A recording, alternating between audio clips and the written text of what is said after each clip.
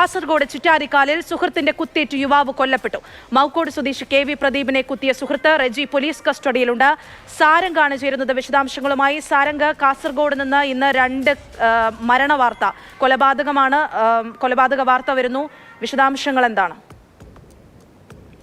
അനശ്വര, മദ്യപാനത്തെ തുടർന്നുണ്ടായ തർക്കത്തെ തുടർന്നാണ് ഇന്ന് സുഹൃത്തിന്റെ കുത്തേറ്റ് മൗക്കോട് സ്വദേശിയും ചുമട്ടുതൊഴിലാളിയുമായ KV പ്രദീപ് കുമാർ മരിച്ചത്.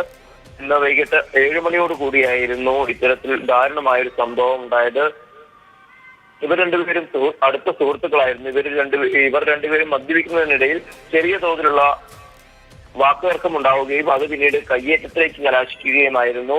അതിനിടെ നിലവിൽ തന്നെ ഒരു ക്രിമിനൽ പശ്ചാത്തലമുള്ള പ്രദീപ് കുമാറിന്റെ സുഹൃത്തു കൂടിയായ പൈനാപ്പിൾ റെജി എന്ന വിളിപ്പേരിൽ അറിയപ്പെടുന്ന റെജി കയ്യിലുണ്ടായിരുന്ന കത്തി ഉപയോഗിച്ചാണ് പ്രദീപ് കുമാറിനെ കുത്തിയത്.